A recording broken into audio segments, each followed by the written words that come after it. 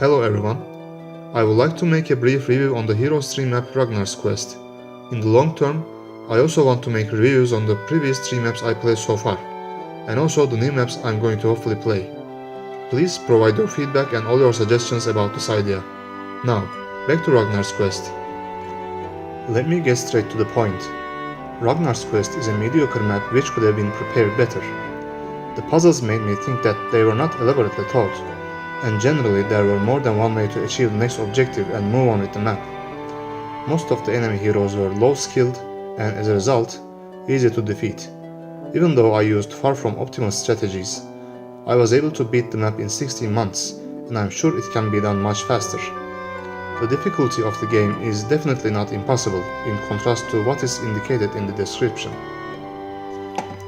Don't get me wrong, the map is fun to play, but this one comes mostly from Heroes 3 itself, and not from the map design. The map doesn't add too much to the joy you can get from playing the game. One good thing is that it does not reduce the excitement either, by not making things way too easy.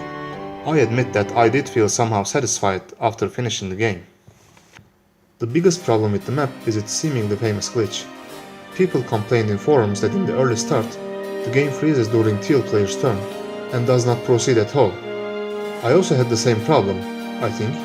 Interestingly, my game froze in the second week, either in day 9 or day 10. However, others seem to have had this problem in day 3 of the very first week. I think the problem I had was the same as the problem other people had with this map, since my game also froze in Teal's turn. The problem is most likely caused because Teal wants to summon a boat onto a hole in the sea. When I removed those holes using Map Editor, the problem seemed to be solved, and I was able to play the game with the map I modified. One YouTube user, however, posted a comment saying that my modified version also freezes in day 3, so I'm not sure if my version is indeed completely error-free. Moreover, as another user figured out, when Teal casts Summon Boat, it summons the nearest boat to his place, namely, the boat you are supposed to take.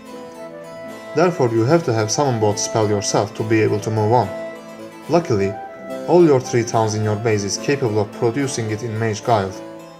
Just make sure one of them does have Summon Boat, and you should be good to go. Another issue related to the map is that one of the quest cards is asking for the Tome of Air magic, but the map does not have any. I noticed this problem when I was editing the map to remove the holes, so I have placed a Tome of Air magic in case it would be needed. I was planning to not grab it at all until I would come across that guard. I would then take it and give it straight away to the guard, but it turned out unnecessary since the map also has a Spellbinder set, with which you can cast Dimension Door and fly. Although you can get the head towards the end of the game, only after you explored all the map and conquered most of the towns, it makes the remaining obstacles quite meaningless. You can either teleport right next to one of the Power of the Dragon Fathers on the sea and seize the unguarded artifact to finish the game, or you can fly to the blue one-way monolith, cast Summon Boat and Dimension Door to reach the garrison, defeat the Hydras and grab the other copy of the artifact, which is again not guarded. This is what I meant when I said the map presented multiple ways to achieve each objective. And those ways overlap too much. The map starts as if it wants you to combine the power of the Dragon Father. Then it gives you 2 for free. Just when you are about to complete the combo, you realize you can get the readily assembled artifact.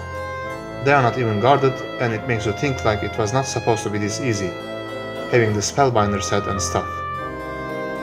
You should still be able to combine the artifact yourself, by the way.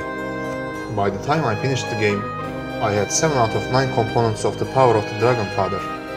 I also located another component, the Dragon Scale Shield, which is apparently the last component you should obtain. I could not find the remaining component, the Dragon Scale Armor, anywhere on the map, though. But I'm sure it does exist somewhere, maybe possessed by one of the enemy heroes or given as a reward by a seer. You can also beat the game by defeating all enemies. There are a couple of enemy towns on the ground, which are seemingly unreachable. However, having Spellbinder set, you can cast Dimension Door to teleport near these towns. The guarding heroes are easy to defeat. In summary, you have all the means to finish the game. The map gives you too much opportunities, though, by presenting 2 copies of the target artifact, giving tons of free creatures in the middle of the game, or letting you wear a Spellbinder set. To conclude, Ragnar's Quest is a map that is not so well designed, but somehow remains playable. Out of the 4 custom maps I have played so far, it is the worst one, but not by far. And maybe I am being a little too harsh on this map. Despite its freezing problem, the map got 10 points out of 10 from the users of maps4heroes.com, and I was kind enough to not ruin the perfect score by submitting my own. But I honestly think the map does not deserve a perfect score. It does deserve a good one though. This concludes my review on Ragnar's Quest. Please provide me your own opinions about the map, I'd love to read them.